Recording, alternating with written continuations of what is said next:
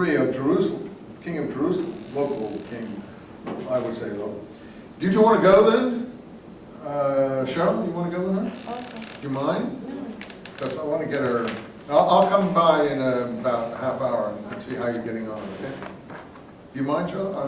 Are you together? No? Okay, fine. Thanks a lot. It's just 15 minutes. I do appreciate it because I want to get her into it. And so you have my email and you have everything, and I'll be over there anyway.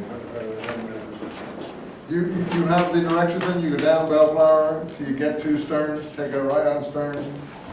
4 or 5 blocks, you see another light. That's yeah.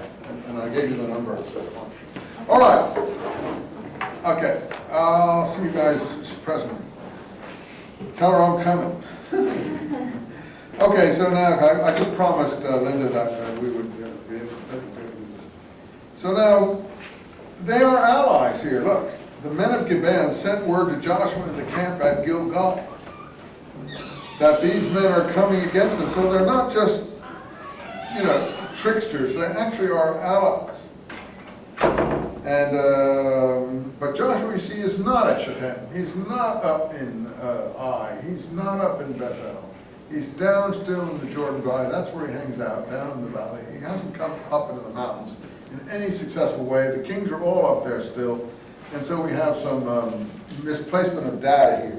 This is a famous episode because he wins this battle. The sun stood still, line 12 and 13, over Gibeon, and the moon over the vale of Ayalon. And the sun stood still and the moon halted till the people had their vengeance. This is a battle where Joshua is able to clean up the situation because God makes the sun stand still according to this miracle situation here. Is it not written in the book of the just, or the book of the Yashar in Hebrew, the upright, that the sun stood still in the middle of the day? How many have that it's written in the book of the Yashar, the book of the righteous, or the book of the upright? Now, what do you have in that line 13 there? Anyone have a different, what do you have as your translation? Yashar. Yashar, it means straight, just, upright. So it's book of the Yashar, book of the just. So there, what's important though is there is another book. You see? They are admitting that there is another book that we don't have, that they have. Probably a source for some of these miracles that they're talking about here. So there is another book. It has this story about the sun standing still. And there was never a day like this previously, when the Lord obeyed the voice of a man, for the Lord was fighting for Israel. And what happens after this battle? He goes up, fights these kings, and what happens then? Return to the camp at Gilgal. So if you don't have an idea of the geography, see, most people don't visualize the geography here. You just think he's right in the middle of the country and he's conquering everything, but he's not. He's right back where he started from. He goes back down here again. He wins a few battles up here, but he comes back down here to his camp. And it's not clear that he really does as much as they seem to be claiming here, or annihilates as many people, because pretty soon there's going to be foreigners in the country all over the place, and no one has been annihilated from what it seems. In any case, the 5 kings who fled, in line 16, Joshua's moved his camp. I don't know where this is, this cave at Makkedah. But they're hiding in this cave, and he puts a big stone in front of it.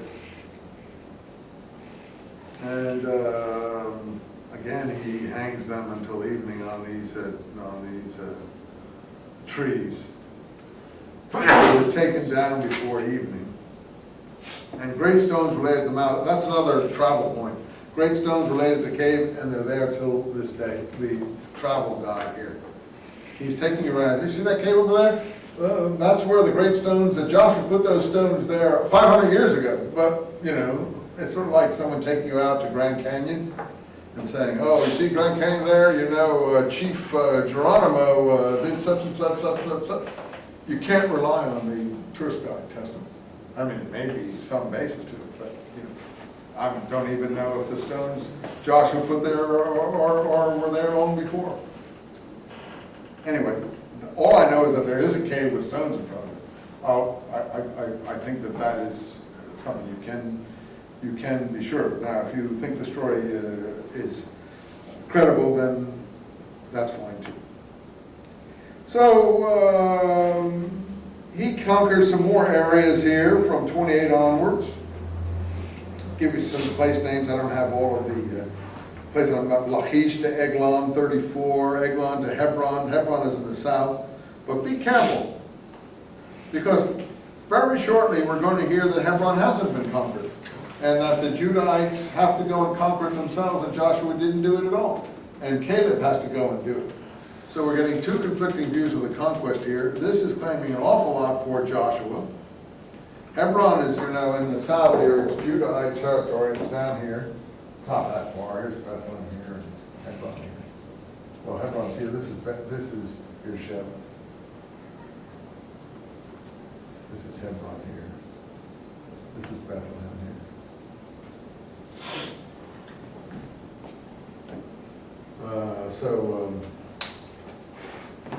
They're claiming a lot, but we're going to hear that this wasn't done. So, again, as you see, Joshua is just like Exodus. So, well, Professor Eisenman, what are you saying? Is the whole Bible like this? No, it isn't. Just these historical books are stitched together from overlapping traditions that even they didn't understand, but you have to give them credit. They didn't throw anything away that they had, from what I can see. They just kept it all, and they tried to make sense out of it, but they didn't feel that they could discard anything that they didn't understand. And I think that's at least credit to them. Okay, so he goes to Hebron and treats everyone the same way, and here it is, line 40. Joshua subdued the whole land. From the highlands, the Negev, the lowlands, the hillsides, all the kings. He left no man alive. He delivered everybody to the band, as the Lord had commanded, from the Kadesh Barnea, wherever that is, down to Gaza. We know where Gaza is. From Goshen to Gibeon, all the kings and their kingdoms, Joshua mastered in one campaign, because the Lord of God of Israel fought for Israel. This is the formula of the whole history. And Joshua and all Israel with him returned to the camp of Gilgal. Well, which is like saying he didn't conquer anything, because he's right back where he started.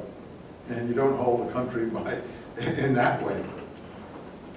Okay, so that's that particular text line's claim. Now let's see what else we can deal with here.